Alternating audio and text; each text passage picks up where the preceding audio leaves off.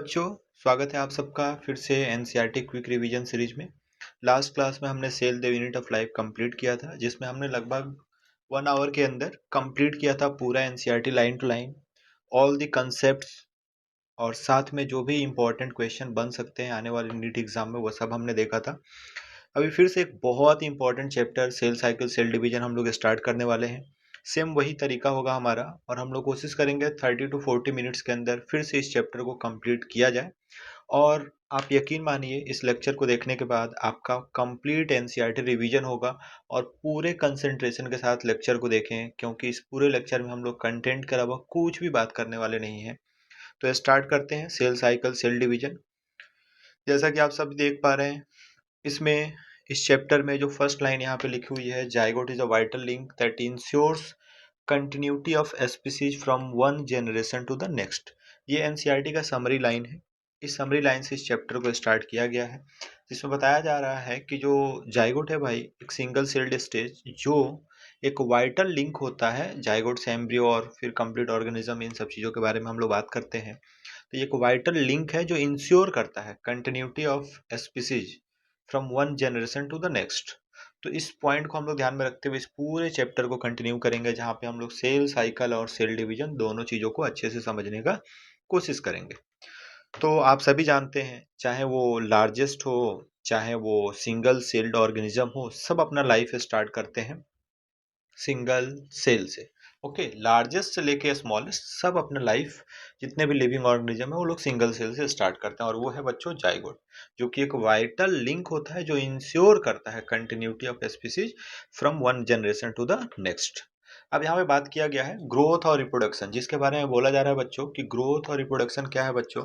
तो growth and reproduction जो है वो कैरेक्टरिस्टिक है सेल का। कैरेक्टरिस्टिक्स मतलब क्या, ये जनरल फीचर्स है बच्चों, ये डिफाइनिंग फीचर नहीं है। ओके, तो ये पॉइंट आपको क्लियर होना चाहिए। ग्रोथ और रिप्रोडक्शन क्यों कैरेक्टर है, डिफाइनिंग फीचर क्यों नहीं है, लिविंग वर्ल्ड में भी हम लोग डिस्कस करेंगे। लेकिन हाँ, ये बात है कि ये एक ऐसा कैरेक्टर है जो सारे के सारे लिविंग ऑर्गेनिज्म में प्रेजेंट होता है। और हम सभी लोग जानते हैं कि जितने भी सेल होते हैं वो रिप्रोड्यूस करते हैं डिवाइडिंग इनटू टू, जिसमें से हर एक parental cell give rise to two daughter cell each time they divide. Suppose मान लेते हैं ये सेल है, ये सेल डिवाइड करता है, दो सेल बनाता है, फर्दर ये सेल डिवाइड करेगा दो। तो ये जो डाउटर सेल है इसके बारे में हम लोग बात कर रहे हैं। अब ये न्यूली फॉर्म डाउटर सेल है बच्चों, ये फिर से डिवाइड किया, फिर से ये न्यूली फॉर्म डाउटर सेल फिर से डिवाइड किया, तो ऐसे करके हम लोग मिलियंस ऑफ सेल देख देख सकते हैं। तो हमारे पास ये है कंसेप्ट कि सिंगल सेल से हम लोग मिलियंस ऑफ सेल बना सकते हैं, स्ट्रक्चर बना सकते हैं। तो इस चैप्टर का जो मेन टॉपिक है बच्चों सेल साइकिल, इसको हम लोग स्टार्ट कर सकते हैं। अब यहाँ पे सेल साइकिल जो टॉपिक है, इसमें सेल डिवीजन के बारे में बात किया गया है। बोला जा रहा है कि एक बहुत ही इंपॉर्टेंट प्रोसेस है जो कि सारे लिविंग ऑर्गेनिज्म में होता है। अब एक्चुअल में सेल डिवीजन और डिवीजन ऑफ सेल के दौरान होता क्या क्या है, तो आपको ध्यान रखना है भाई। डीएनए रेप्लिकेशन, सेल ग्रोथ, ये सारी चीजें होती हैं। लेकिन बात ये है कि ये सारे प्रोसेसेस एक कोऑर्डिनेटेड वे में होना चाहिए। किस वे में होना चाहिए? कोऑर्डिनेटेड वे में होना चाहिए, जिसमें cell growth, DNA replication, cell division, ये सारी चीजें होंगी। अब ये क्यों जरूरी है कोऑर्डिनेटेड वे में होने के लिए, ये असर्शन रीजन में पूछ सकता है। तो ऐसा इसलिए होता है ताकि इसकी गारंटी दी जा सके कि डिवीजन जो है वो सही तरह से हो, और जो प्रोजेनी सेल बन रहा है उसमें कंटेनिंग इंटैक्ट जीनोम। बहुत सारे बच्चे इस पॉइंट को कंफ्यूज कर जाते हैं। तो इंटैक्ट जीनोम का मतलब ये होता है बच्चों, जो उसका जेनेटिक मटेरियल है, जो कंटेंट है, उसमें कोई भी अल्टरेशन, कोई भी चेंज ना हो। तो ये सारी चीज़ों की गारंटी ली जाती है।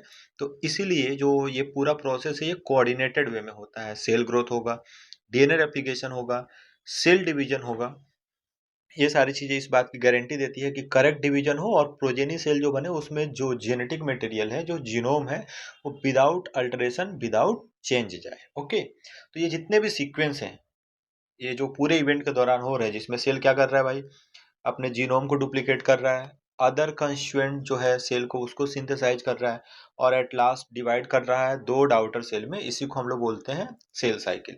लेकिन प्रॉब्लम यह है कि बच्चे यहाँ पे गलती कर देते हैं, क्योंकि यहाँ पे डिवाइड लिख देता है, तो बच्चे सेल साइकिल को सेल डिवीजन मान लेते हैं, और ऐसा क्वेश्चन नीट एग्जाम में पूछ के आपसे बहुत बार गलत कराया जाएगा। तो ध्यान रखना है, इस डिवाइड से कंफ्यूज नहीं होना है।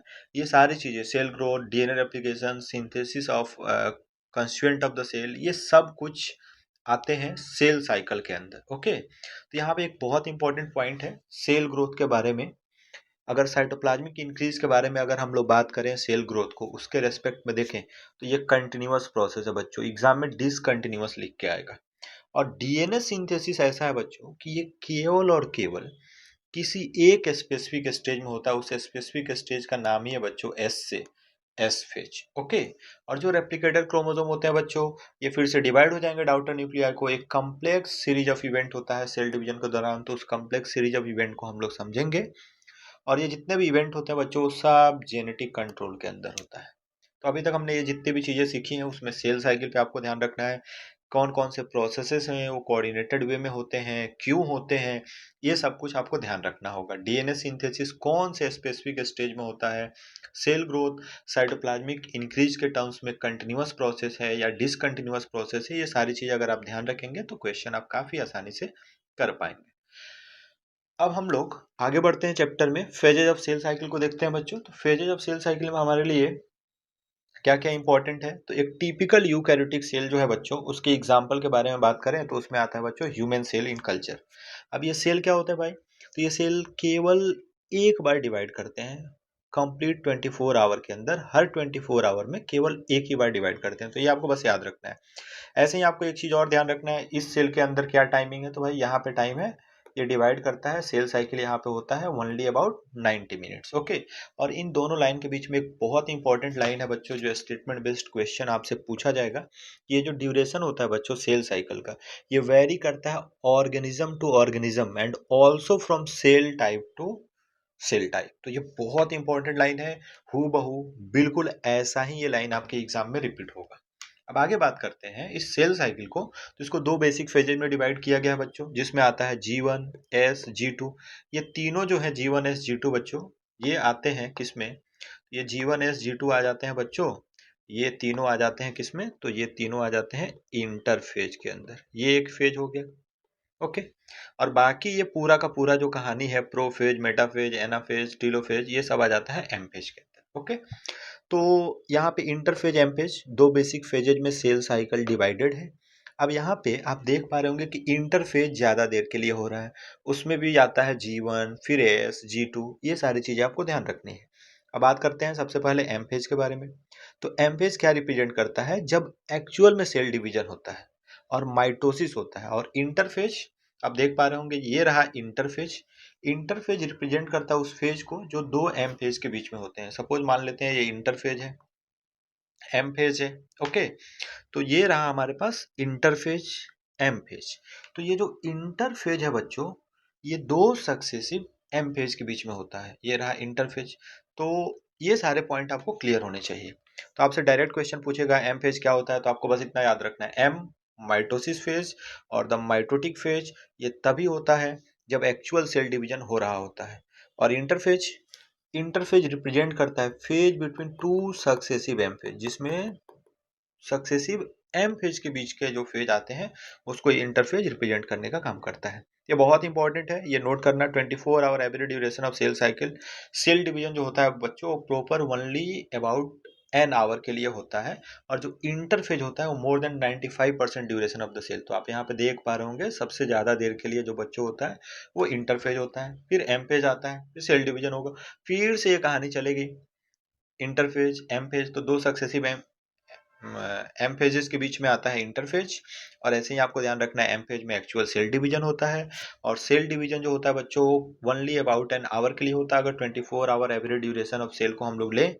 और इंटरफेज मोर देन 95%। अब आपको एग्जाम में क्या होगा, मोर देन की जगह लेस देन लिख के आएगा, ये पूरा गारंटेड स्टेटमेंट एग्जाम में पूछे ही जाते हैं। आगे बढ़ते हैं बच्चों, एम फेज कैसे स्टार्ट होता है, तो न्यूक्लियर डिवीजन से जिसको हम लोग कैरियोकाइनेसिस बोलते हैं, खत्म होता है साइटोप्लाज्मिक डिवीजन से जिसको साइटोकाइनेसिस बोलते हैं, इंटरफेज जिसको हम लोग रेस्टिंग फेज बोलते हैं। क्योंकि इस दौरान साइंटिस्ट को ऐसा कुछ चेंज होते हुए नहीं दिखा, क्योंकि साइटोप्लाज्मिक इंक्रीज हो रहा था और ये कंटिन्यूअस प्रोसेस था, तो कंटिन्यूटी इतना ज्यादा बनी हुई थी कि जिसमें कुछ चेंज दिख ही नहीं पा रहा था।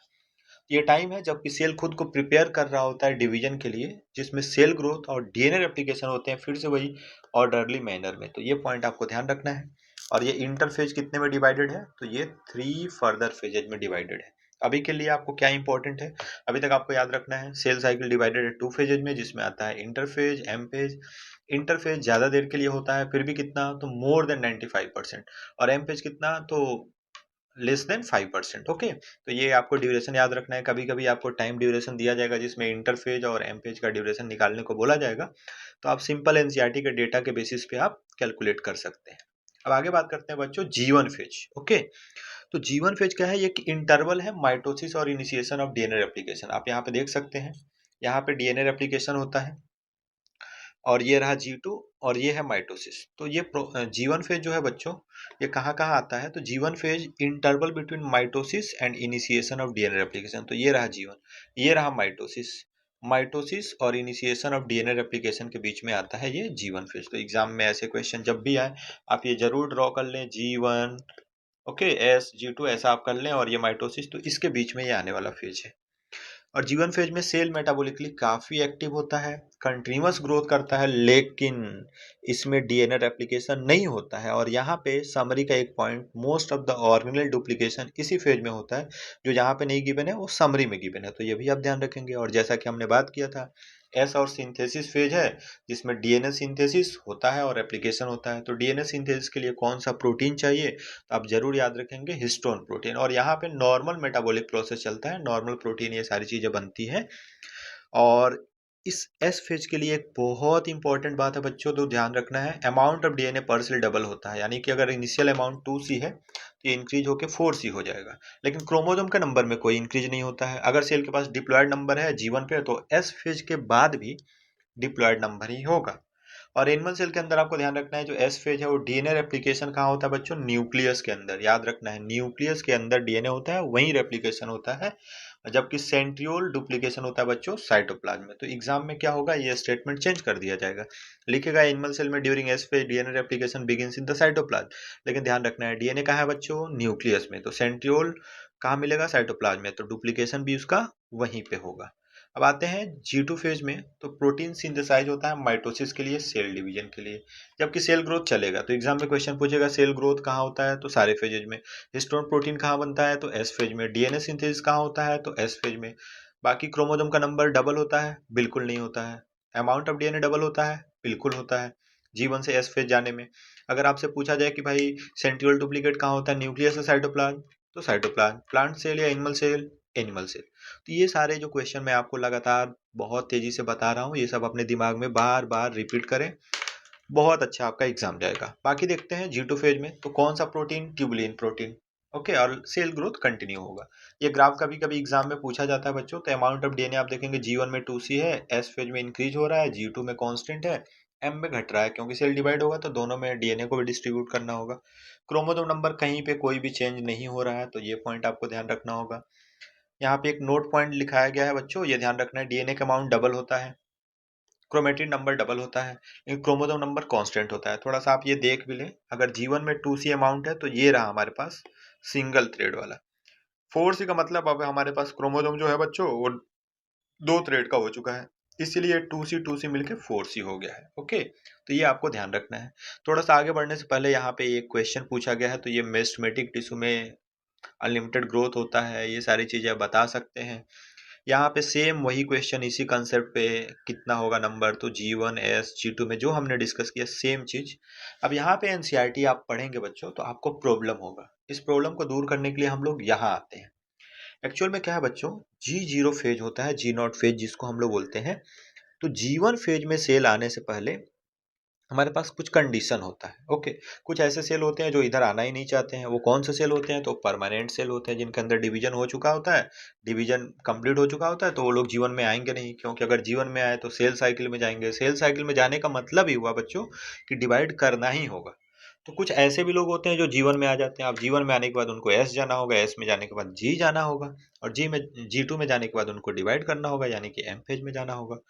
तो इन्हीं सब चीज़ों से बचने के लिए कुछ ऐसे सेल होते हैं, वो लोग जीवन फेज को एग्जिट कर जाते हैं और इंटर कर जाते हैं G0 फेज में। तो ये G0 फेज बहुत इंपॉर्टेंट होता है, तो ये एग्जाम में पूछा जाता है। तो यही बोला गया है कि वैसे सेल जो डिवाइड नहीं करते हैं फर्दर, वो लोग G1 फेज को छोड़कर चले जाते हैं, एक इनएक्टिव स्टेज में चले जाते हैं। तो ध्यान रखना है, G0 is a inactive stage, but इस सेल के जो इस स्टेज के अंदर हैं वो लोग रिमेन मेटाबॉलिकली एक्टिव होते हैं, लेकिन ये लोग और ज़्यादा डिवाइड नहीं करते हैं, प्रोलिफरेट नहीं करते हैं तब तक जब तक की ज़रूरत नहीं होता है। तो ऐसे सेल की एग्जांपल आपको याद रखने हैं, हार्ट सेल हो गया और नर्व सेल, ये कुछ एग्जांपल आप याद रखेंगे। अब यहाँ पे ये सब पॉइंट हम लोग सिग्निफिकेंस में भी पढ़ते हैं, लेकिन यहाँ पे गिवन है तो देख लेते हैं ये क्या है। तो एनिमल सेल के अंदर माइटोटिक सेल डिवीजन जो होता है वो केवल और केवल डिप्लॉयड सोमैटिक सेल में होता है। ध्यान रखना है, सोमैटिक की जगह एग्जाम में जर्मिनल कर देगा। लेकिन कुछ एक्सेप्शन है जहाँ पे हैप्लॉयड सेल भी डिवाइड करता है माइटोसिस से, जैसे क्वीन है, मियोसिस होता है, एग बनता है, एग में माइटोसिस होता है, एग इज हैप्लॉयड, और वो ड्रोन मेल हनी भी बनाता है। तो ये पॉइंट आप ध्यान रख सकते हैं। और प्लांट माइटोटिक डिवीजन शो करता है दोनों में ही, हैप्लॉयड और डिप्लॉयड सेल में। तो ये फिर से हम लोग सिग्निफिकेंस पढ़ेंगे तो वहाँ पे देख पाएंगे। अभी के लिए आप प्लांट किंगडम चैप्टर को रिलेट कर सकते हैं, जहाँ पे zygote do not undergo reduction division करके लिखा हुआ है। आप अभी रिवीजन में सब कुछ एक साथ देखें। तो zygote do not undergo reduction division यानी कि जाइगोट में माइटोसिस होता है, फिर स्पोरोफाइट बनता है। तो ये आप देख पा रहे होंगे, गेमिटोफाइट में भी माइटोसिस हुआ था, मेल और फीमेल गेमिट बना था। जाइगोट में भी माइटोसिस हुआ, तो गेमिटोफाइट हैप्लॉयड था बच्चों, और जाइगोट डिप्लॉयड है। तो देखिए प्लांट के अंदर माइटोसिस हैप्लॉयड और डिप्लॉयड दोनों सेल के अंदर हो रहा है। तो ये सब क्वेश्चन एग्जाम में आपसे पूछे जाएंगे। अब हमने सेल साइकिल कंप्लीट कर लिया बच्चों। अब चैप्टर का दूसरा पार्ट आता है यानी कि सेल डिवीजन। तो सेल डिवीजन के बारे में देखते हैं। तो हमने बात किया था कि एक्चुअल में सेल डिवीजन स्टार्ट होता है कहाँ से बच्चों, तो एम फेज से। और ये मोस्ट ड्रामेटिक पीरियड है सेल साइकिल का। क्यों? क्योंकि यहाँ पे मेजर रीऑर्गेनाइजेशन चल रहा होता है virtually all component of the cell का। ओके, तो नंबर ऑफ क्रोमोसोम जो होता है बच्चों पेरेंट और प्रोजेनी सेल में सेम होता है, इसलिए इसको हम लोग इक्वेशनल डिवीजन के नाम से जानते हैं। लेकिन हम लोग खुद के चीजों को आसान करने के लिए हम लोग कन्वीनियंस के लिए माइटोसिस को डिवाइड कर लिए हैं 4 स्टेजेज में। लेकिन हम लोग जानते हैं कि सेल डिवीजन एक काफी प्रोग्रेसिव और कंटिन्यूअस प्रोसेस है, तो वेरी क्लियर कट लाइन हम लोग ड्रॉ नहीं कर सकते हैं। लेकिन for our convenience we have divided into 4 stages, prophase, metaphase, anaphase and telophase. कभी कभी ऐसा क्वेश्चन पूछा जाता है बच्चों जिसको हमें ध्यान रखना होता है, जिसमें प्रोफेज, मेटाफेज, एनाफेज, टीलोफेज ये सब चीजें आती हैं। तो प्रोफेज क्या है बच्चों, ये सबसे लॉन्गेस्ट फेज है। Anaphase is the shortest phase. कैसे याद रखेंगे, तो ये सीक्वेंस का जो ऑर्डर है बच्चों आप याद रख सकते हैं, पीएमटी पहले प्री मेडिकल टेस्ट होता था जिसको हम लोग पीएमटी के नाम से जानते थे। तो ये है बच्चों पीएमटी, ये सबसे लॉन्गेस्ट और ये सबसे शॉर्टेस्ट। ओके, पीएमटी ए। सो इन सब चीजों को आप याद रख सकते हैं। अब बात करते हैं बच्चों, आखिर सेल डिवाइड क्यों करता है, क्यों उसको डिवाइड करना होता है। तो इसके लिए एक एनसीईआरटी के सिग्निफिकेंस में पॉइंट गिवन है, इसलिए हम लोग इसको यहाँ पे डिस्कस कर पा रहे हैं। तो देखिए बच्चों, डिवीजन का सिंपल सा रीजन ये है कि कैरियोप्लाज्मिक इंडेक्स को मेंटेन करना होता है। अब कैरियोप्लाज्मिक इंडेक्स क्या होता है, तो volume of nucleus upon volume of cytoplasm. अब साइटोप्लाज्म का वॉल्यूम कैसे निकालेंगे, तो पूरा सेल का वॉल्यूम में से अगर वॉल्यूम ऑफ न्यूक्लियस को माइनस कर लेंगे तो हम लोग वॉल्यूम ऑफ साइटोप्लाज्म फाइंड कर लेंगे। अब जो सेल स्मॉल होता है बच्चों, वहाँ पे साइटोप्लाज्म का अमाउंट भी कम होता है, इसीलिए जो कैरियोप्लाज्मिक इंडेक्स होता है बच्चों वो काफी हाई होता है। ओके, लेकिन वही जब सेल लार्ज होगा तो साइटोप्लाज्म भी ज्यादा होगा, तो कैरियोप्लाज्मिक इंडेक्स क्या हो जाएगा बच्चों, काफी लो हो जाता है। इसीलिए सेल डिवाइड करता है, क्योंकि कंट्रोल नहीं कर पाता है इफिशियंटली, न्यूक्लियस मॉनिटर नहीं कर पाता है सेल की एक्टिविटी को, इसलिए डिवाइड कर जाता है दो में। अब हम लोग एम पेज के जो भी 4 स्टेजेज हैं उसको हम लोग डिस्कस कर पाएंगे।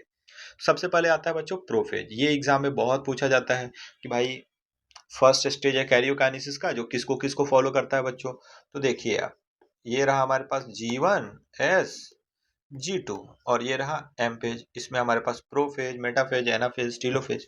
ये फॉलो करता है बच्चों SG2। ओके, SG2 और फिर आता है प्रोफेज। मतलब फॉलो का मतलब इसके पीछे कौन कौन है, तो इसके पीछे है G फिर S, तो वही बोला गया है कि S फेज है, G फेज है, और ये किसके फेज है, इंटरफेज के। ओके, अब बहुत इंपॉर्टेंट कुछ लाइन यहाँ पे लिखा गया है। एस और G2 फेजेज के अंदर न्यू डीएनए मॉलिक्यूल जो बनते हैं वो डिस्टिंक्ट नहीं होते हैं, अलग अलग नहीं होते हैं, लेकिन वो लोग कैसे होते हैं, इंटरट्विन, मतलब ऐसे पूरा का पूरा उलझे हुए दिखेंगे बच्चों। और प्रोफेज कैसे मार्क किया जाता है, तो प्रोफेज मार्क किया जाता है बच्चों initiation of condensation of chromosomal material. आराम से आप पहचान पाएंगे, जब भी आएगा प्रोफेज तो कंडेंसेशन टर्म जरूर होगा। लेकिन जहाँ पे आप फंसेंगे वो है इंटरट्विन, वो है अनटेंगल। इंटरट्विन मतलब आपस में एकदम उलझा हुआ, अनटेंगल मतलब अब ये उलझा जो था वो अब सुलझ रहा है। तो ये सारी चीजें आपको ध्यान रखनी है। अब जो सेंट्रोसोम होता है बच्चों, जो डुप्लीकेशन हुआ था, याद करो आप, एस फेज ऑफ इंटरफेज में ये मूव करना शुरू करता है opposite pole of the cell. आपको ध्यान रखना है, क्रोमोसोम नहीं मूव कर रहा है बच्चों, सेंट्रोसोम मूव कर रहा है। ओके, जो कब डुप्लीकेट हुआ था, तो एस फेज ऑफ इंटरफेज में डुप्लीकेट हुआ था, तो ये पॉइंट आप ध्यान रखेंगे। अब यहाँ पे दिया गया है कंप्लीशन कैसे, कौन से कैरेक्टरिस्टिक इवेंट होते हैं। सबसे पहले बच्चों condensation, chromosome seen to be composed of how many chromatid, two chromatid. Exam में 3 4 ऐसा कुछ लिख देगा तो आपको ध्यान रखना है टू क्रोमेटिड। किससे जुड़ा होता है, तो ऐसे होता है, ये सेंट्रोमियर से जुड़ा होता है। सेंट्रोसोम जो डुप्लीकेशन हुआ था इंटरफेज, इंटरफेज में भी किसमें, एस फेज में, ये मूव करना शुरू करता है opposite pole of the cell में। और हर सेंट्रोसोम, ओके, ये हमारे पास सेंट्रोसोम है, हर सेंट्रोसोम रेडिएट आउट करता है माइक्रोट्यूबुल, जिसको हम लोग बोलते हैं बच्चों एस्ट। अब ये सेंट्रोसोम जो है वो रेडिएट आउट करेगा माइक्रोट्यूबुल दोनों पोल में, तो दो एस्टर बनेंगे बच्चों, और साथ में स्पिंडल फाइबर, ये मिलकर बना देंगे माइटोटिक एपरेटस। इतना नहीं, आपसे सिंपल क्वेश्चन पूछा जाएगा, माइटोटिक एपरेटस किस फेज में बनता है, इसी में आप फंस जाएंगे। आपसे पूछा जाएगा सेंट्रोसोम कब अपोजिट पोल के तरफ जाता है, तो सेंट्रोसोम अपोजिट पोल में जाता है बच्चों प्रोफेज में। माइटोटिक एपरेटस कब बनता है, प्रोफेज में। Okay, chromosome seen to be composed of two chromatid कब, प्रोफेज में। ओके, और एक बहुत इंपॉर्टेंट पॉइंट, क्रोमोसोम और क्रोमेटिड जो होते हैं बच्चों न्यूक्लियस के अंदर होते हैं। अब एक्स्ट्रा पॉइंट ये है कि एस्ट्रल और एनेस्ट्रल माइटोसिस क्या होता है, तो जैसा कि हमने पहले भी डिस्कस किया है, एनिमल सेल में सेंट्रियोल प्रेजेंट होता है, तो सेंट्रियोल बनाता है एस्टर, इसीलिए एनिमल सेल के अंदर एस्ट्रल माइटोसिस मिलता है। जबकि प्लांट सेल में ये होता नहीं है, तो प्लांट सेल में एनेस्ट्रल माइटोसिस इवेंट होता है। अब एक बहुत इंपॉर्टेंट बात, जब हम लोग इंडोप्रोफेज में देखते हैं सेल को माइक्रोस्कोप के अंदर, तो इसमें Golgi complex, endoplasmic reticulum, nucleolus और न्यूक्लियर एनवेलप नहीं दिखता है। सपोज आप ऐसे याद रख सकते हैं, जो सेंट्रोसोम है वो जब अपोजिट पोल की तरफ मूव करना शुरू करता है, तो जो भी रास्ते में गोल्जी बॉडी, इंडोप्लाज्मिक रेटिकुलम, ये सारी चीजें हैं वो डिसअपियर हो जाती हैं। और ये क्रोमोसोम आप देख पा रहे होंगे दो थ्रेड से बना है, ये है अर्ली प्रोफेज। यहाँ पे अभी आपको न्यूक्लियर मेम्ब्रेन दिख रहा होगा, लेकिन यहाँ पे ये न्यूक्लियर मेम्ब्रेन डिसइंटीग्रेट होना शुरू हुआ है, टूटना शुरू हुआ है। जब ये न्यूक्लियर इन्वेलप पूरा का पूरा टूट जाएगा ना बच्चों, बिल्कुल यहाँ पे नहीं दिख रहा है, यानी कि ये ट्रांजिशन कर रहा है मेटाफेज की तरफ। अब यही डायग्राम में जो आपको दिख रहा है ट्रांजिशन, जब ये इक्वेटर पे आ जाएगा, इसको हम लोग बोलते हैं मेटाफेज। तो ट्रांजिशन टू मेटाफेज और मेटाफेज, ये दोनों डायग्राम बहुत ज्यादा इंपॉर्टेंट है। ओके, तो आते हैं मेटाफेज में। जैसा कि हमने बात किया था, जो कुछ भी बच्चों प्रोफेज में स्टार्ट हुआ है वो इधर आके खत्म होगा। जैसे वहां पे मेम्ब्रेन का टूटना स्टार्ट हुआ था, यहाँ पे पूरा का पूरा टूट जाएगा, यानी कि कंप्लीट डिसइंटीग्रेशन हो जाएगा न्यूक्लियर इन्वेलप का। और यही स्टार्ट है सेकंड फेज ऑफ माइटोसिस का, यानी कि जो क्रोमोसोम न्यूक्लियस के अंदर था, न्यूक्लियर इन्वेलप के अंदर था, अब ये न्यूक्लियर इन्वेलप को ब्रेक होने के बाद पूरा पूरा साइटोप्लाज्म में आ जाएगा। तो ध्यान रखना है, आपको एक डिफरेंस मिला, वहां पे क्रोमोसोम कहाँ मिल रहा था, न्यूक्लियर इन्वेलप के अंदर। अब यहाँ पे पूरा का पूरा न्यूक्लियर इन्वेलप ब्रेक हो गया, तो कहाँ आ गया, साइटोप्लाज्म में। तो यही लिखा है spread through the cytoplasm of the cell. ऐसे ही बोला गया है, इस स्टेज तक कंडेंसेशन ऑफ क्रोमोसोम पूरा का पूरा कंप्लीटेड। तो फिर वही बात हमने बोला था, जो वहां पे स्टार्ट हुआ था यहाँ खत्म होगा, वहां पे कंडेंसेशन शुरू हुआ था, यहाँ पे कंडेंसेशन कंप्लीट हो गया। इसीलिए हम लोग माइक्रोस्कोप के अंदर क्रोमोसोम को काफी आसानी से देख पाएंगे, इसीलिए मॉर्फोलॉजी ऑफ क्रोमोसोम को हम लोग मोस्ट इजीली स्टडीड कर पाते हैं मेटाफेज में। और इस स्टेज में मेटाफेज क्रोमोसोम जो होता है बच्चों, दो सिस्टर क्रोमेटिड से मिलकर बना होता है, जो कि ऐसे आपको दिख रहा होगा, ये है बच्चों दो सिस्टर क्रोमेटिड्स, जो कि होल्ड कौन करके रखता है, सेंट्रोमियर। और ये स्मॉल डिस्क सेपेट, ध्यान रखना है स्मॉल की जगह लार्ज लिख के आएगा, सरफेस ऑफ सेंट्रोमियर पे प्रेजेंट होता है ये स्मॉल डिस्क सेपेट, जिसको बोलते हैं काइनेटोकोर। अब इस काइनेटोकोर से जुड़ जाता है स्पिंडल फाइबर, दोनों ही अपोजिट पोल से। तो ये पॉइंट आपको ध्यान रखना है, spindle fibre from one pole and its sister chromatid connected by kinetochore to spindle fibre from other pole. Okay, और सबसे इंपॉर्टेंट बात, कैसे कैरेक्टराइज होता है, तो सारे chromosome coming to lie at equator. तो अभी ये लोग इक्वेटर की तरफ जाने का कोशिश कर रहे थे, अभी ये इक्वेटर पे पहुंच गए हैं। तो ये पॉइंट आपको काफी अच्छे से क्लियर होना चाहिए, ट्रांजिशन टू मेटाफेज से मेटाफेज की तरफ जाने का सिचुएशन। और सबसे इंपॉर्टेंट, स्पिंडल फाइबर काइनेटोकोर से जुड़ चुका है, क्रोमोसोम मूव कर चुका है स्पिंडल इक्वेटर पे, और मेटाफेज प्लेट का फॉर्मेशन हो चुका है। तो ये है बच्चों मेटाफेज का कहानी। डायरेक्ट क्वेश्चन आएंगे, कब बनता है ये सब कुछ, मॉर्फोलॉजी ऑफ क्रोमोसोम को कब हम लोग आसानी से पढ़ सकते हैं। और फिर से एक एक्स्ट्रा पॉइंट सिमेट्रिक और एसिमेट्रिक। तो देखिए, सिमेट्रिक जब इक्वल माइटोसिस होता है और एसिमेट्रिक का आपको केस मिलेगा जब sexual reproduction in flowering plant हम लोग डिस्कस करेंगे, वहाँ पे वेजिटेटिव सेल और जनरेटिव सेल अनइक्वल बनते हैं, तो वो इसी वजह से होता है। वेजिटेटिव और जनरेटिव सेल होता है एसिमेट्रिक स्पिंडल फाइबर के बनने से, जो कि अनइक्वल माइटोसिस का केस है। ओके, आगे बढ़ते हैं बच्चों एनाफेज से। जैसे ही एनाफेज आता है बच्चों, एक बहुत इंपॉर्टेंट इवेंट होता है जो कि नीट एग्जाम में जरूर पूछे जाएंगे। क्रोमोसोम जो मेटाफेज प्लेट बना के अरेंज था इक्वेटर पे, ये ब्रेक होना शुरू होगा। तो ब्रेक होने के लिए भाई ये जो सेंट्रोमियर है इसको टूटना होगा। ओके, तो ये ब्रेक होने के बाद ये ऐसे हो जाएगा, जिसको हम लोग बोलते हैं फ्यूचर डाउटर न्यूक्लियाई। ये अपोजिट पोल की तरफ मूव करना शुरू कर देंगे।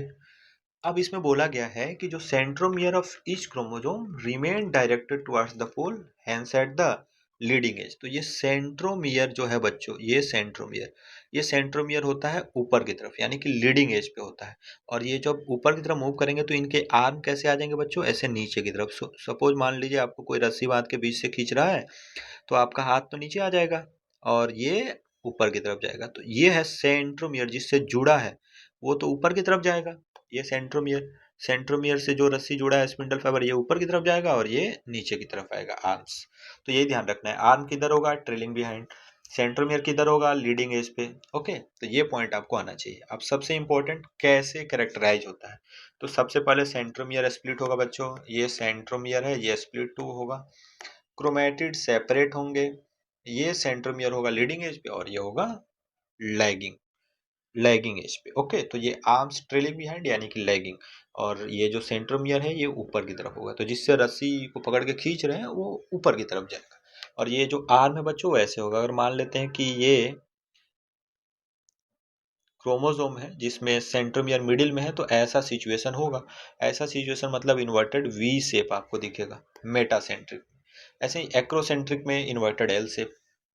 ओके, सॉरी, सब मेटासेंट्रिक में इन्वर्टेड एल शेप, एक्रोसेंट्रिक में इन्वर्टेड जे शेप, और टीलोसेंट्रिक में आई शेप। तो ये कुछ शेप्स हैं, तो आपको क्लियर होना चाहिए। अगर एग्जाम में पूछे मॉर्फोलॉजी कहाँ, तो मेटाफेज। शेप कहाँ स्टडी कर सकते हैं हम लोग अच्छे से, तो एनाफेज। ये एनाफेज का डायग्राम है, आप देख पा रहे होंगे। क्रोमोसोम अपोजिट पोल की तरफ जा चुके हैं। तो ये कब जाएंगे, जब सेंट्रोमियर स्प्लिट होगा, क्रोमेटिड सेपरेट होगा। फिर हम लोग आ जाते हैं बच्चों एक बहुत ही इंपॉर्टेंट पॉइंट, सेंट्रोसोम और सेंट्रोमियर में बहुत अच्छे से ध्यान रखना है। ओके, क्रोमोसोम अपोजिट पोल की तरफ जा रहे हैं, एनाफेज। सेंट्रोसोम अपोजिट पोल की तरफ जा रहे हैं, prophase. Mitotic apparatus, prophase. Morphology of chromosome, metaphase. Shape of chromosome, anaphase. Centromere split, anaphase. Chromatid separate, anaphase. Chromatid moves to opposite pole, anaphase. Centrosome move to opposite pole, prophase. Condensation, prophase. Condensation started, prophase. Condensation completed, metaphase. Okay, chromosome move towards opposite pole, anaphase. Centromere split, anaphase. तो ऐसे आपको revise करना है। फिर ऐसे ही last में हम लोग आ जाते हैं बच्चों टीलोफेज में। ये बच्चों रिवर्स प्रोफेज है। क्रोमोसोम जो कि रीच कर चुका है रेस्पेक्टिव पोल पे, ये फिर से डीकंडेंस शुरू होगा बच्चों, और फिर से अपनी इंडिविजुअलिटी लॉस कर देगा। यानी कि अब क्रोमोसोम क्रोमोसोम नहीं रहेगा, ये दिखेगा भी नहीं, और ये जो कुछ भी जिससे भी मटेरियल से मिलकर बना होगा, ये अपोजिट पोल पे ये फिर से कलेक्ट हो जाएंगे। और एक ऐसा इवेंट है ये जिस दौरान कुछ की इवेंट होते हैं, क्रोमोसोम का क्लस्टर अपोजिट स्पिंडल पोल पे चला जाता है। उसकी आइडेंटिटी जो अलग अलग हम लोग क्रोमोसोम पता कर पा रहे थे वो बिल्कुल नहीं दिखेगी, लॉस हो जाएगी, और न्यूक्लियर निवेलप फिर से बन गया। यानी कि जो प्रोफेज में हो रहा था उसका उल्टा, प्रोफेज में कंडेंसेशन हो रहा था, इधर डीकंडेंसेशन होगा। प्रोफेज में न्यूक्लियर निवेलप, गोल्जी बॉडी, ये सब कुछ डिसअपियर हो गए थे, यहाँ पे फिर से ये लोग रीफॉर्म हो जाएंगे। ओके, तो ये सिंपल सिंपल कहानी है जो आपको याद रखना है। जब भी आपसे पूछा जाए आपके दिमाग में हमेशा चलना चाहिए, इनिशिएशन ऑफ कंडेंसेशन, प्रोफेज।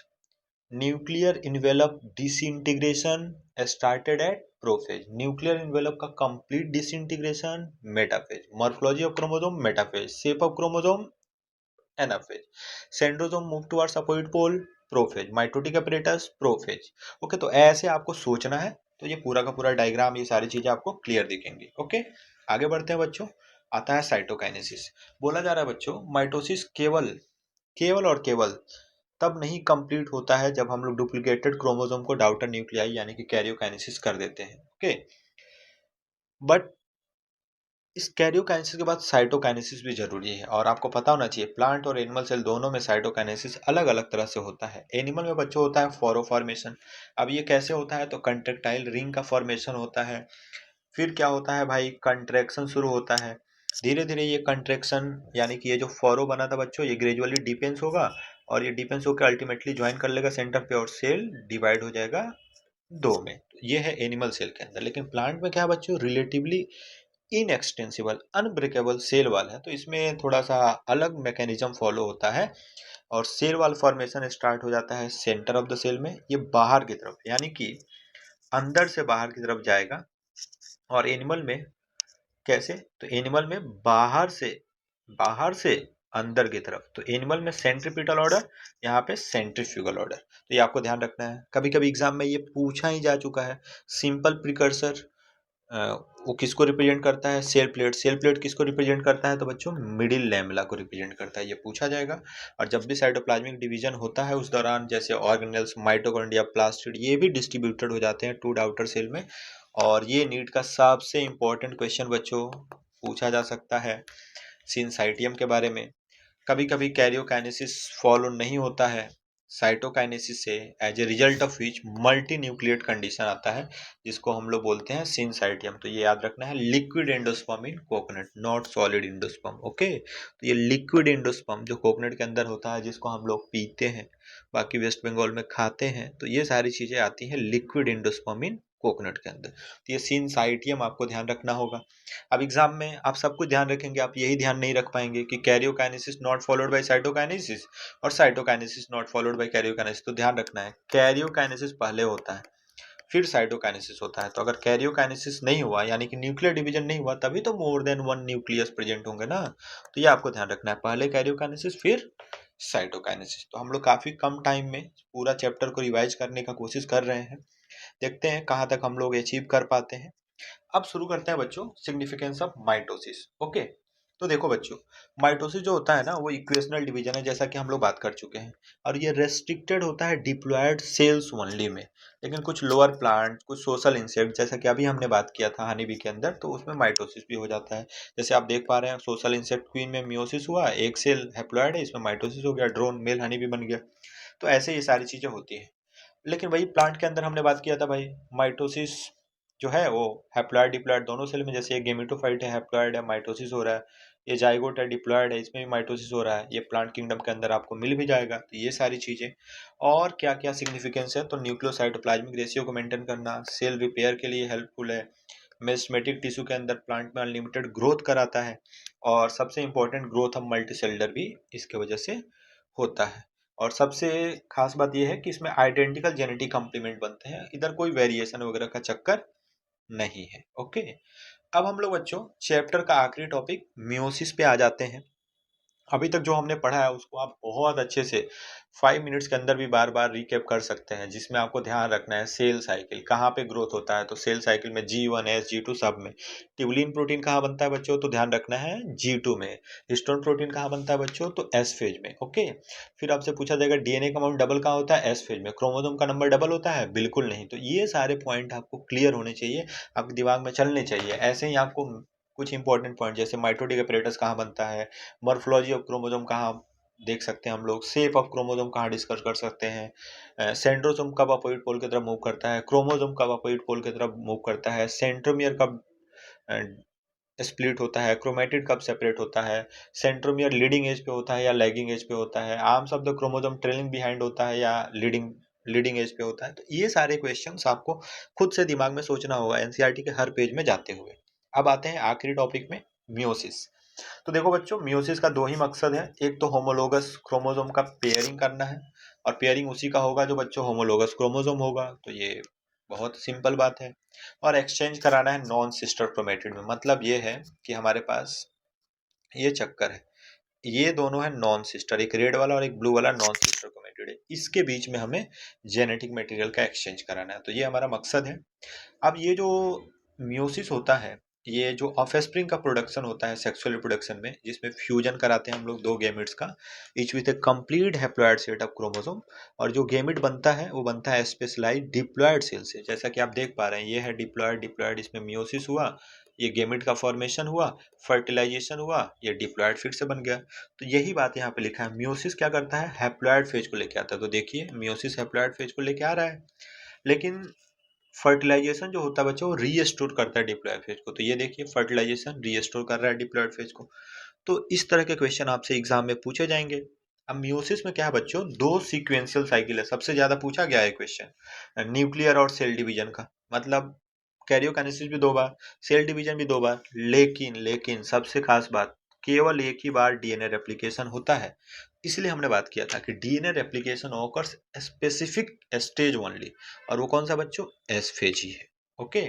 अब हमारे पास ऐसा है कि हम लोग ऐसे ही इसको याद कर लेते हैं कि इधर भी प्रोफेज 1 होगा, प्रोफेज 2 होगा, लेकिन इसके पीछे का रीजन ये है कि शुरुआत में ये सेक्सुअल रिप्रोडक्शन हुआ, माइटोसिस आया, कोई वेरिएशन नहीं आया। फिर सेक्सुअल रिप्रोडक्शन शुरू हुआ, two different cell variation fuse किए, क्रोमोसोम का नंबर डबल हुआ, फिर स्पेशल टाइप ऑफ डिवीजन का जरूरत पड़ा जो रिड्यूस कर दे क्रोमोसोम नंबर को हाफ से, फिर मियोसिस आया जिससे कि वेरिएशन आया। तो ये सेक्सुअल रिप्रोडक्शन के बाद सेक्सुअल रिप्रोडक्शन आया, तो हम लोग बोल सकते हैं कि बेसिक फेजेज, ओके, यानी कि ये जो सेक्सुअल रिप्रोडक्शन है, जो मियोसिस है, वो माइटोसिस से ही इवॉल्व हुआ है, इसीलिए बेसिक फेजेज यहाँ पे सेम है। और ये हमने स्टार्टिंग में ही डिस्कस किया, होमोलोगस क्रोमोसोम का पेयरिंग और नॉन सिस्टर क्रोमेटिड के बीच में रिकम्बिनेशन और exchange of genetic material. Okay. ये पेज आपके लिए काफी ज्यादा इंपॉर्टेंट है बच्चों, वेरी वेरी इंपॉर्टेंट पेज है ये एनसीईआरटी का, जिसमें आपको प्रोफेज 1 से बहुत सारे क्वेश्चन पूछे जाते हैं भाई, बहुत सारे क्वेश्चन पूछे जाते हैं। तो देखते हैं भाई, प्रोफेज 1 जो फर्स्ट म्यूटिक डिवीजन का होता है, पहली बात टिपिकली लॉन्गर होता है, दूसरी बात काफी कॉम्प्लेक्स होता है। जब हम लोग इसको कंपेयर करते हैं प्रोफेज ऑफ माइटोसिस से, भाई प्रोफेज ऑफ माइटोसिस में हुआ ही क्या, बस कंडेंसेशन हुआ, लास्ट में न्यूक्लियर इन्वेलप का डिसइंटीग्रेशन हुआ, ओके, और सबसे इंपॉर्टेंट पॉइंट सेंट्रोसोम अपोइड पोल में गया, इतनी सारी बस चीजें हुई। लेकिन यहाँ पे देखिए ये खुद ये प्रोफेज 1 डिवाइडेड है कितने में, 5 फेजेज में।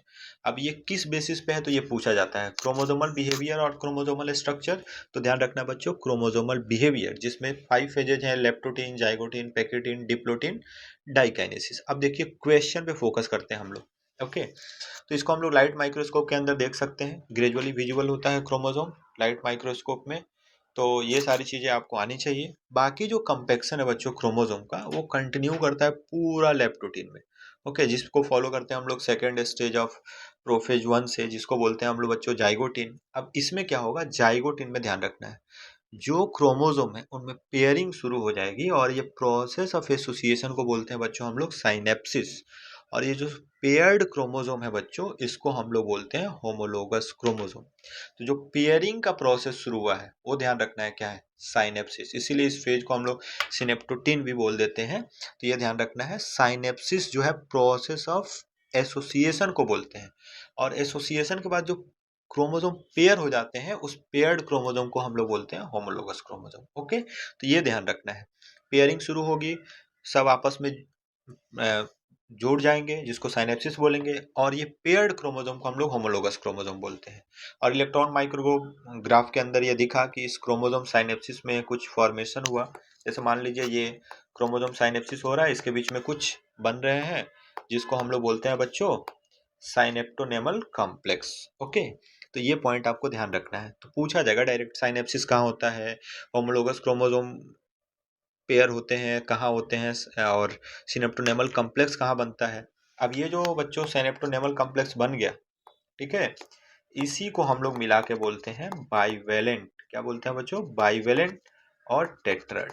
ओके, टेट्राड क्यों, क्योंकि इसमें 4 क्रोमेटिड होता है, 1 2 3 4। ओके, इसलिए इसको बाइवेलेंट और टेट्राड बोलते हैं। लेकिन सबसे इंपॉर्टेंट बात, क्वेश्चन पूछेगा बाइवेलेंट और टेट्राड पहली बार कब दिखे, जाइगोटिन। लेकिन बाइवेलेंट और टेट्राड सबसे ज्यादा क्लियरली विजुअल कब हुए, तो ये हुआ बच्चों पेकाइटिन में। लेकिन ये जो अभी हमने पढ़ा लेप्टोटिन, जाइगोटिन, ये रिलेटिवली शॉर्ट लिव्ड होता है इन कंपेरिजन टू पेकाइटिन। तो ये हमारे पास थोड़ा लॉन्ग लिव्ड स्टेज है। अब यहाँ पे क्या हुआ, जो 4 क्रोमेटिड है ना बच्चों, ये जो 4 क्रोमेटिड हमने देखा है, इसके बीच अब हमें एक्सचेंज दिखेगा यहाँ पे। तो ये एक्सचेंज होगा, फिर बनेगा बच्चों यहाँ पे रिकम्बिनेशन नोड्यूल। तो डायरेक्ट क्वेश्चन है, रिकम्बिनेशन नोड्यूल कहाँ बनेगा?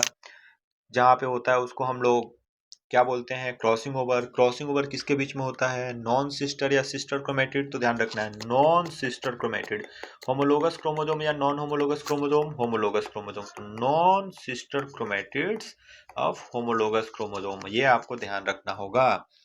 Crossing over is the exchange of genetic material between two homologous chromosome. लेकिन कौन से? सिस्टर या नॉन सिस्टर? तो नॉन सिस्टर क्रोमेटिड। ये सबसे ज्यादा बच्चे गलत करते हैं, तो ये आप बहुत अच्छे से ध्यान रखेंगे। अब इसको कराने के लिए कुछ एंजाइम मेडिएटेड प्रोसेस होता है, जो एंजाइम इन्वॉल्व होता है बच्चों, उसको बोलते हैं हम लोग रिकम्बिनेज। और क्रॉसिंग ओवर से जेनेटिक मटेरियल का एक्सचेंज हो जाता है दोनों क्रोमोसोम पे, और जो भी रिकम्बिनेशन होता है होमोलोगस क्रोमोसोम का, वो कंप्लीट कब होता है बच्चों? तो वो कंप्लीट होता है by the end of pachytene. Okay, और लास्ट में क्रोमोसोम लिंक हो जाएगा site of the crossing over पे। तो ये पॉइंट आप ध्यान रखेंगे, except at the site of crossing over. तो अभी तक क्या हमारे लिए इंपॉर्टेंट है? बाइवलेंट और टेट्राड पहली बार कब बने, बाइवलेंट और टेट्राड कब क्लियरली विजिबल हुए, साइनेप्सिस कहाँ हुआ, सिनेप्टोनेमल कॉम्प्लेक्स कहाँ बने, बाइवलेंट और टेट्राड क्या होता है, ओके, सिनेप्टोनेमल कॉम्प्लेक्स कहाँ बनता है, सिनेप्टोनेमल कॉम्प्लेक्स क्या है। तो ये सब क्वेश्चन आपसे पूछा जाएगा। ओके, और होमोलोगस क्रोमोसोम किसको बोलते हैं, साइनेप्सिस क्या होता है, ये इजी इजी क्वेश्चन आपसे पूछे जाएंगे। रिकॉम्बिनेशन कराने के लिए एंजाइम कौन सा लगेगा, जो क्रॉसिंग ओवर होता है वो सिस्टर क्रोमेटिड के बीच में होता है या नॉन सिस्टर क्रोमेटिड के बीच में होता है, होमोलोगस क्रोमोसोम में होता है या नॉन होमोलोगस क्रोमोसोम में होता है, ये सारे क्वेश्चन आपसे पूछे जाएंगे। अब डिप्लोटिन के बारे में बात करते हैं बच्चों। तो ये जो सिनेप्टोनेमल कॉम्प्लेक्स था ना, इसका डिसोल्यूशन होना शुरू हो जाता है, और जो भी रिकम्बाइंड होमोलोगस क्रोमोसोम होते हैं अब द बाइवलेंट, ये एक दूसरे से अलग होंगे। कहाँ पे? तो केवल क्रॉसिंग ओवर साइट को छोड़ के। अब यहाँ पे बनता है बच्चों ऐसे ऐसे एक एक्स सेपरेट स्ट्रक्चर बनता है, जिसको हम लोग बोलते हैं कैज़मेटा। इतना सोचना ही नहीं है आपको, डायरेक्ट याद रखना है कैज़मा फॉर्मेशन कहाँ होता है, कहाँ पे डिसोल्यूशन होता है सिनेप्टोनेमल कॉम्प्लेक्स का, कहाँ पे वाइब्रेंट सेपरेट होना शुरू हो जाते हैं accept at the site of crossing over. तो ये पॉइंट, और ये थोड़ा एनसीईआरटी से बाहर की चीजें हैं। वो साइट ऑफ सम वर्टिब्रेट्स, कुछ स्पेशल टाइप ऑफ क्रोमोसोम होते हैं जाइंट क्रोमोसोम, उसमें आता है लेम्ब्रस क्रोमोसोम, डायरेक्ट आप याद रख सकते हैं, जहाँ पे diplotene can last for month और ईयर्स। तो ये पॉइंट आप एक्स्ट्रा अलग से याद रख सकते हैं। और फाइनल स्टेज पे आते हैं बच्चों मियोटिक प्रोफेज 1 का, वो है डाइकाइनेसिस। यहाँ पे टर्मिनलाइजेशन, तो इंड में टर्मिनल याद रखना है, इंड में टर्मिनल याद रखना है। तो डाइकाइनेसिस इंड वाला है, तो ये टर्मिनलाइजेशन हो जाएगा कायस्मेटा का, और क्रोमोसोम पूरा फुली कंडेंस हो गया, म्यूटिक स्पिंडल असेंबल हो गया सेपरेशन के लिए, और इंड ऑफ डाइकाइनेसिस में न्यूक्लियोलस डिसअपियर, जैसा कि प्रोफेज के इंड में होता है नॉर्मली, वही सेम चीजें होंगी। न्यूक्लियर इन्वेलप भी लास्ट में ब्रेक डाउन हो जाएगा। अब ये डाइकाइनेसिस क्या रिप्रेजेंट करेगा? तो transition to metaphase 1। Okay, simply metaphase लिख दिया है क्योंकि ये म्यूसिस के बारे में बात चल रहा है, तो हम लोग समझ जाएंगे कि ये मेटाफेज 1 के बारे में ही बात हो रहा है। अब आते हैं बच्चों मेटाफेज 1। जब भी आप मेटाफेज 1 पढ़ेंगे, मेटाफेज से कंपेयर करके पढ़ेंगे, तो आपको समझ आएंगी चीजें। अब यहाँ पे देखो बच्चों, बाइवेलेंट है, एक्चुअल में ऐसा कंडीशन है, बाइवेलेंट मतलब ऐसा कंडीशन है। अब यहाँ पे क्या है, ये एक पेयर ऑफ क्रोमोसोम है। अब पेयर ऑफ क्रोमोसोम पे कितने स्पिंडल फाइबर? 1 और 1 2 स्पिंडल फाइबर है। लेकिन वही मेटाफेज में बच्चों क्या था, एक क्रोमोसोम पे 2 स्पिंडल फाइबर थे। तो ये क्वेश्चन आपसे स्पिंडल फाइबर से रिलेटेड पूछा जा सकता है, तो ये ध्यान रखेंगे। इसी वजह से क्या होता है बच्चों, एनाफेज में होमोलोगस क्रोमोसोम सेपरेट होते हैं। सपोज मान लीजिए 46 क्रोमोसोम है, तो 23 क्रोमोसोम एक पोल पे चले जाएंगे, 23 एक पोल पे चले जाएंगे। अब यहीं पे रिडक्शन डिवीजन आता है। तो एक्चुअल में जो रिडक्शन हो रहा है ना, वो एनाफेज 1 में आके हो रहा है।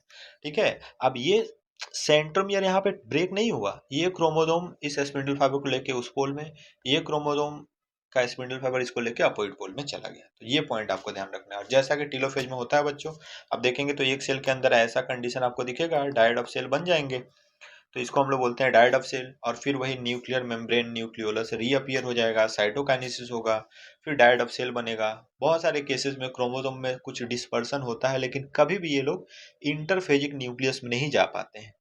मीन्स ये है कि इसका आइडेंटिटी अभी भी रिमेन्स होगा, ये लोग इंटरफेज न्यूक्लियस में नहीं जाएंगे। इंटरफेज न्यूक्लियस में चले गए तो फिर वहां पे क्रोमोसोम का आइडेंटिटी रहेगा ही नहीं, क्रोमेटिन के फॉर्म में हो जाएगा, तो ये उस फेज में नहीं जाता है। ये जो स्टेज होता है बच्चों दो मियोसिस के बीच में, उसको हम लोग बोलते हैं इंटरकाइनेसिस। इंटर मतलब डिफरेंट और काइनेसिस मतलब न्यूक्लियस, न्यूक्लियर डिवीजन, यानी कि दो मियोसिस हमने जो किया, उसके बीच का जो स्टेज होता है बच्चों, उसको हम लोग बोलते हैं इंटरकाइनेसिस, जो कि काफी थोड़ी देर के लिए होता है। यहाँ पे कोई रेप्लिकेशन नहीं होगा, क्यों? क्योंकि भाई रेप्लिकेशन एक ही बार होता है, वो इंटरफेज में एस फेज में हो चुका है ऑलरेडी, और ड्यूरिंग इंटरकाइनेसिस, ओके। और इंटरकाइनेसिस फॉलोड होता है प्रोफेज 2 से, जो कि काफी सिंपलर प्रोफेज है प्रोफेज 1 के कंपैरिजन में, तो ये आपको ध्यान रखना होगा। अब हम लोग इंटरफेज और इंटरकाइनेसिस का भी डिफरेंस ध्यान रखेंगे। इंटरफेज लॉन्ग लिव्ड होता है, ये शॉर्ट लिव्ड होता है, ये दो मियोसिस के बीच में होता है, ये दो सक्सेसिव एम फेज के बीच में होता है, तो ये सारे पॉइंट आपको ध्यान रखने हैं। यहाँ पे रेप्लिकेशन ऑफ डीएनए होता है, यहाँ पे रेप्लिकेशन ऑफ डीएनए नहीं होता है। तो अभी तक जो हमने पढ़ाई किया ना बच्चों, उसमें सबसे इंपॉर्टेंट बात यह है कि होमोलोगस क्रोमोसोम कहाँ सेपरेट होते हैं, क्रॉसिंग ओवर कहाँ होता है, अल्टीमेट सोर्स ऑफ वेरिएशन क्या है, साइनेप्सिस कहाँ होता है, डिसोल्यूशन ऑफ सिनेप्टोनेमल कॉम्प्लेक्स कहाँ होता है, टर्मिनलाइजेशन ऑफ प्लाज्मेटा कहाँ होता है, बाइवलेंट और टेट्राड क्लियरली विजुअल कहाँ होते हैं, बाइवलेंट और टेट्राड पहली बार कब दिखे थे। ये जो क्वेश्चन मैं आपको बोल रहा हूँ ना, यही सारे क्वेश्चन आपसे पूछे जाएंगे। आते हैं आखिरी टॉपिक की तरफ, वो है बच्चों मियोसिस 2। बिल्कुल माइटोसिस की तरह है, क्योंकि यहाँ भी क्रोमोसोम का नंबर सेम रहना है, सिस्टर क्रोमेटिड सेपरेट होगा, सेंट्रोमियर स्प्लिट होगा। मियोसिस 2 तभी इनिशिएट होगा आफ्टर साइटोकाइनेसिस, ओके, तब जब क्रोमोसोम पूरा का पूरा इलोंगेट हो चुका होगा। और कंट्रास्ट टू मियोसिस 1, मियोसिस 2 जो होता है बच्चों, नॉर्मल माइटोसिस की तरह होता है। न्यूक्लियर मेम्ब्रेन डिसअपियर हो जाता है by the end of prophase 2, और क्रोमोसोम अगेन फिर से कॉम्पैक्ट हो जाता है। अब मेटाफेज 2 में क्या होगा बच्चों, क्रोमोसोम जो इक्वेटर पे अलाइन हुआ था, माइक्रोट्यूब्यूल जो अपोजिट पोल से आएगा स्पिंडल के, वो अटैच हो जाएगा काइनेटोकोर से। अब द सिस्टर क्रोमेटिड, मतलब ऐसा सिचुएशन हमें दिखने को मिलेगा ये मेटाफेज 2 में। अब ये फिर ये सेपरेट होकर इधर चला जाएगा, तो यहाँ पे सेंट्रोमियर स्प्लिट हो रहा है, यानी कि ये जो सिस्टर क्रोमेटिड है ये लोग सेपरेट हो जाएंगे इधर, किसमें, एनाफेज 2 में। तो यही आपको ध्यान रखना है, ओके। और shortening of microtubule attach to the kinetochore, और लास्ट में ये टेट्राड ऑफ सेल का फॉर्मेशन। तो आप देख पा रहे होंगे, once again get enclosed by nuclear envelope, 4 haploid outer cell बनेंगे। अब सिग्निफिकेंस ऑफ मियोसिस से पहले हम लोग changes in ploidy and amount of DNA देख लेते हैं। यहाँ से न्यूमेरिकल बेस्ड क्वेश्चन पूछे जाते हैं एग्जाम में। शुरू करते हैं बच्चों जीवन में। मान लेते हैं 2n और 2c था, तो हम सभी लोग जानते हैं कि एस फेज में अमाउंट ऑफ डीएनए डबल होगा, तो 2c से 4c हमने कर दिया। क्रोमोसोम का नंबर तो सेम रहना है, तो 2n ही रहेगा। अब G2 में भी सेम चीजें रहेंगी। अब मियोसिस 1 में जाएंगे तो क्या होगा, हमारे पास 2 सेल बनेगा, तो न्यूक्लियर डिवीजन होगा, ओके। तो ये जो अमाउंट ऑफ डीएनए ये दोनों में इक्वली डिस्ट्रीब्यूट होगा, तो 4c का हम लोग 2c ले लेंगे। और हमारे पास ये जो 2n सेल था, तो ये हमारे पास मियोसिस में रिड्यूस हो जाता है, क्रोमोसोम नंबर रिड्यूस हो जाता है बाई हाफ। तो ये देखिए 2n का हाफ करेंगे तो n और n में डिवाइड हो जाएगा, तो ये आपको क्लियर दिख रहा होगा। और यहाँ पे देखेंगे तो n का n ही है, यानी कि ये कौन सा डिवीजन हो गया बच्चों, इक्वेशनल हो गया। तो मियोसिस 2 कैसा हो गया, इक्वेशनल, तो इसीलिए n और 4c अमाउंट था वही डिवाइड हुआ चारों में, ओके। ऐसे ही क्वेश्चन आ सकता है, बोलेगा क्रोमोसोम का नंबर 46 है, डीएनए का अमाउंट 80 पिकोग्राम या 40 पिकोग्राम है, ये क्या होगा मियोसिस 2 में। तो आप कर सकते हैं आसानी से, 46 का 46 ही रहेगा, 80 का 160 हो जाएगा, तो ये 80 और 160 आप आगे लेके चलेंगे, 80 और 160 को, सॉरी, हाँ, 160 और 46 क्रोमोसोम को आप आगे चल के डिवाइड कर देंगे, तो ये इधर 46 का हो जाएगा बच्चों 23 और 80, 23 और 80, और आगे जाएंगे तो 23, 23, 23, 23 और 4 में डिवाइड कर देंगे तो 40, 40, 40, 40 हो जाएगा। तो ऐसे क्वेश्चन आपसे न्यूमेरिकल बेस्ड पूछे जाएंगे। अब आते हैं बच्चों सिग्निफिकेंस पे। तो ऐसा है जिसमें कंजर्वेशन हम लोग कर सकते हैं स्पेसिफिक क्रोमोसोम नंबर को हर स्पीसीज का सेक्सुअली रिप्रोड्यूसिंग ऑर्गेनिज्म के अंदर, जैसा कि हमने 46 लिया था, 23 किया, फिर फर्टिलाइजेशन हुआ, फिर से 46 हो गया क्रोमोसोम, तो ये गेमेट के फ्यूजन से हमने फिर से उसको रिस्टोर कर दिया। अब यहाँ पे बोला जा रहा है पर से पैराडॉक्सिकली, इसका मतलब ये है कि हम लोग क्रोमोसोम का नंबर हाफ होते हुए देख रहे हैं, ओके, फिर भी क्रोमोसोम का नंबर हमारे पास 46 था, 23 तो हमने किया, लेकिन फिर से 46 हो गया, तो कैसे हो रहा है, तो वो फिर से वही फर्टिलाइजेशन उस चीज को रिस्टोर कर रहा है। तो यहाँ पे बोला है इवन दो द प्रोसेस पर से results in the reduction of chromosome number by half, लेकिन फिर भी हम लोग वहाँ पे स्पेसिफिक नंबर ऑफ क्रोमोसोम को कंजर्व कर पा रहे हैं। जैसे मान लीजिए क्या हो रहा है, आपके पास 10 रुपए थे, आपने 5 रुपए का एक पेन खरीद लिया, फिर भी आप बोल रहे हैं आपके पास 10 रुपए है, तो आप बोलना क्या चाहते हैं, आप उस 5 रुपए का पेन और जो आपके पास 5 रुपए बचा है, दोनों को एक साथ जोड़ के आप बोल रहे हैं कि आपके पास 10 रुपया है, इसीलिए बोला जा रहा है पैराडॉक्सिकली, ओके। तो ये पॉइंट आपको ध्यान रखना है। इसके साथ ही ये जेनेटिक वेरिएबिलिटी को इंक्रीज करता है one generation to the next, और वेरिएशन बहुत इंपॉर्टेंट है बच्चों, किस लिए, इवोल्यूशन के लिए। अब कुछ एक्स्ट्रा पॉइंट, तो एक कॉलचिसिन आप याद रख लेना, माइटोटिक पॉइजन है, एनाफेज प्रोमोटिंग कॉम्प्लेक्स का काम क्या होता है, ये सेंट्रोमियर को सराउंड करता है कोहेसिन प्रोटीन, इसको ये डाइजेस्ट कर लेता है जिससे कि इसका ब्रेकडाउन, सेंट्रोमियर का ब्रेकडाउन हो जाता है और ये क्रोमेटिड अपोइड पोल की तरफ जा पाते हैं। अब ये कहाँ कहाँ फंक्शनल होगा, जहाँ जहाँ सेंट्रोमियर स्प्लिट होगा और क्रोमेटिड सेपरेट होगा। तो अगर आप देखेंगे पूरे जगह में, तो सेंट्रोमियर कहाँ पे स्प्लिट हुआ था, एनाफेज में, और फिर कहाँ पे, एनाफेज 2 में। तो यहीं पे ये फंक्शनल होता है क्योंकि यहाँ पे सेंट्रोमियर स्प्लिट होता है। तो आप करेंगे क्या इस चैप्टर में, मेटाफेज, मेटाफेज 1 मेटाफेज 2 को एक साथ पढ़ेंगे। ऐसे ही एनाफेज, एनाफेज 1 एनाफेज 2 को एक साथ पढ़ेंगे। प्रोफेज 1 का एक अलग से जो भी आपने अभी तक टेबल बनाया होगा उसमें ध्यान रखेंगे, साइनेप्सिस कहाँ होता है, सिनेप्टोनेमल कॉम्प्लेक्स कहाँ बनते हैं, बाइब्रेंट और टेट्रेट पहली बार कब दिखे, कब क्लियरली दिखे, क्रॉसिंग ओवर कहाँ होता है, अल्टीमेट सोर्स ऑफ वेरिएशन क्या है, ये सारी चीजें। जब आप एम फेज में जाएंगे तो आपको ध्यान रखना है सेंट्रोजोम अपोइड पोल की तरफ कब जाता है, क्रोमोजोम का नंबर डबल किस फेज में होता है, क्रोमेटिड कब सेपरेट होता है, सेंट्रोमियर लीडिंग एज पे होता है या लैगिंग एज पे, आप सब तो क्रोमोजोम ट्रेलिंग बिहाइंड होते हैं, कैसे, ये सारी चीजें आपको सोचना होगा। और बाकी इधर हमने डिस्कस कर ही लिया है। थोड़ा सा समरी देख लेते हैं। तो यही पॉइंट्स हमने शुरू किया था, हर ऑर्गेनिज्म स्टार्ट करता है अपना पॉइंट सिंगल सील्ड जाइगोट से अपना लाइफ स्टार्ट करता है। और बाकी इधर two phases, interphase, M phase के बारे में हमने डिस्कस किया है। जो एनसीईआरटी के समरी में गिवन है उधर थ्योरी में नहीं गिवन था, वो ये है कि जीवन फेज पीरियड है जिसमें सेल ग्रो करता है और नॉर्मल मेटाबॉलिज्म करता है, और most of the organelle duplication जो उधर लिखा नहीं था वो इधर लिखा है, तो इस फेज में होता है। कभी कभी आपसे चेक पॉइंट से रिलेटेड क्वेश्चन पूछा जाएगा, तो आप ध्यान रखना कि किस फीचर से रिलेटेड पूछा जा रहा है, तो वही इसका आंसर होगा। जैसे G1S चेक पॉइंट जो होगा, उन दोनों के बीच में जो फंक्शन होगा उसको रेगुलेट करेगा। तो ये सारे पॉइंट आप ध्यान रखेंगे। सेंट्रियोल कब अपोइड पोल की तरफ मूव करता है, इक्वेटोरियल प्लेट में कब आते हैं, टीलोफेज में क्या होता है, माइटोसिस और म्योसिस में क्या डिफरेंस है, सिग्निफिकेंस क्या क्या है, ये सारी चीजें आप ध्यान रखेंगे। म्योसिस 1 के पास लॉन्ग प्रोफेज होता है, ये हमने डिस्कस किया ही था, क्यों होता है ये भी देखा था हमने। बाइवेलेंट कब पहली बार दिखते हैं, कब क्लियरली दिखते हैं, ओके। और कहाँ पे क्रोमोसोम का नंबर हाफ हो जाता है, कहाँ पे सिस्टर क्रोमेटिड सेपरेट होते हैं, तो ये सारे पॉइंट जो है आप समरी से भी देख सकते हैं। तो इस तरह से ये चैप्टर हमने कंप्लीट करने का कोशिश किया है बच्चों। हमने देखते हैं ये चैप्टर आपके लिए काफ़ी हेल्पफुल होगा। आप कोशिश करें जब भी लेक्चर देखें तो पूरा कंसंट्रेशन के साथ देखें। बाकी मैं पूरी कोशिश करूंगा कि जितने भी चैप्टर्स हैं उसको हम लोग विद इन 10 डेज, आने वाले वीक में पूरा का पूरा कंप्लीट रिवीजन, पूरे नीट तक मैं आपके साथ रहूं। रिवीजन जितना जल्दी हो सके हम लोग कंप्लीट कर पाएँ, उसके लिए आपको कंसंट्रेशन के साथ वीडियो देखना होगा, मोटिवेटेड रहें आप और लास्ट तक अपना बेस्ट दें। You will crack the NEET. All the best, thank you.